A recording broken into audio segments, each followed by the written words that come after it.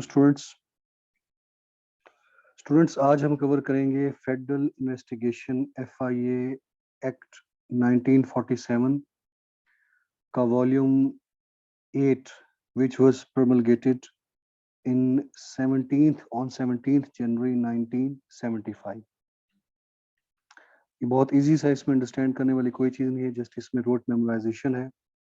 Section 1 deals with short title, extent and commencement of FIA. Section 2 deals with definitions of FIA. Section 3 deals with constitution of FIA. Section 4 deals with superintendence and administration of the agency. ये इस video में कोई detailed answers मौजूद नहीं है, इस video के अंदर कोई डिटेल्स मौजूद नहीं है, क्योंकि ये पूरे एक्ट्स की समरी है। और एमसीक्यूज में ज्यादातर इसी तरह ही एमसीक्यूज आते हैं कि कौन सा सेक्शन किस चीज के बारे में। सो इसकी जो डिटेल रिक्वायर्ड होगी एमसीक्यूज पॉइंट ऑफ व्यू से, वो इंशाल्लाह हम यहाँ पे डिस्कस करेंगे।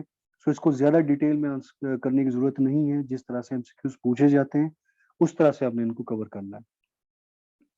Section 5 deals with the powers of the members of the agency. Section 5A deals with the fact that certain officers of the agency are deemed as the public prosecutors. Section 6 deal करता है power to amend the constitution. Section 7 deal करता है delegation of powers को. Section 8 deal करता है indemnity of the matters को। indemnity क्या है, इसकी डिटेल्स में ज्यादा जाने की जरूरत नहीं है। सेक्शन 9 डील करता है power to make the rules को। और section 10 is about the repeal in the FIA, repeal of any complaint in the FIA। अब ये सेक्शंस थे FIA के वॉल्यूम 8 ऑफ 1975 के। इसके कुछ रूल्स भी हैं, उन रूल्स को अब थोड़ा सा देख लेते हैं। ये रूल्स भी पूछे जा सकते हैं।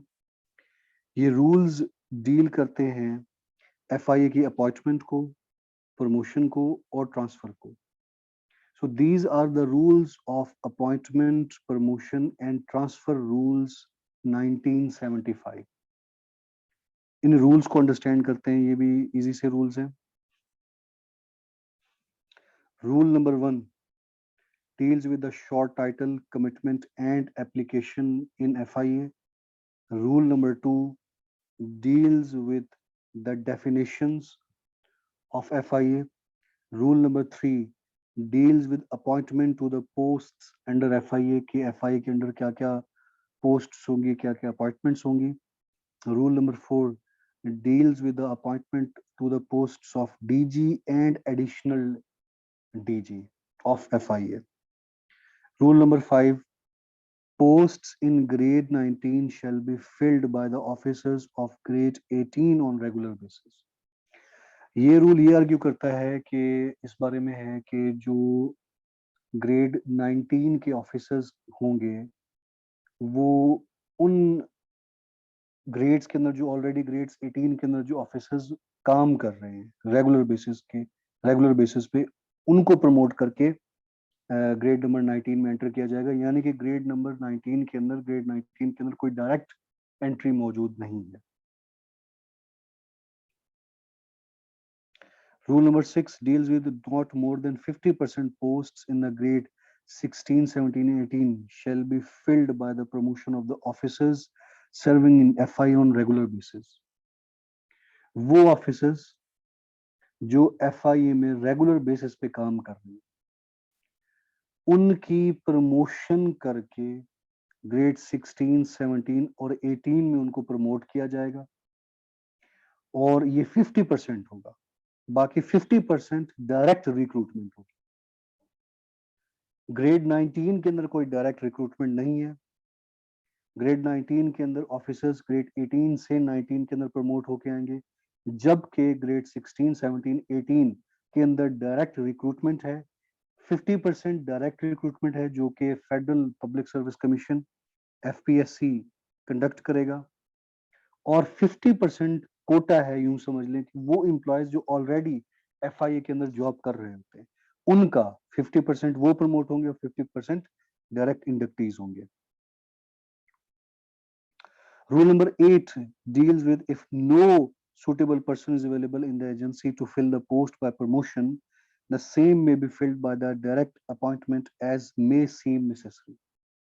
अगर जो है कोई प्रमोशन यानी कि ग्रेड 18 से 19 में होनी या किसी भी ग्रेड से किसी ग्रेड के अंदर प्रमोशन होनी है और उस वक्त कोई भी सुटेबल कैंडिडेट मौजूद ना हो, कोई भी पर्सन प्रमोट होके ना आए, तो किसी भी बंदे को अपॉइंट किया जा सकता है जो उस वक्त अप्रोप्रिएट लग रहा हो। Rule number 9, there shall be 3 departmental committees each consisting of 3 members for the promotion. 3 departmental committees होंगी, 3 कमेटीज होंगी और हर कमेटी के अंदर 3 मेंबर्स होंगे और ये कमेटीज इंटरव्यू कंडक्ट करेंगी प्रमोशन के लिए, किसी भी ग्रेड की अपस्केल प्रमोशन के लिए। सो ये था बेसिकली FIA रूल्स 1975 और FIA एक्ट 1975, ये आज हमने देख लिया। और नेक्स्ट हम इसको इंशाल्लाह इस तरह की वीडियोस में जो पर्टिनेंट MCQs पूछे जा सकते हैं वन पेपर में वो हम करेंगे, ज्यादा डिटेल में नहीं जाएंगे।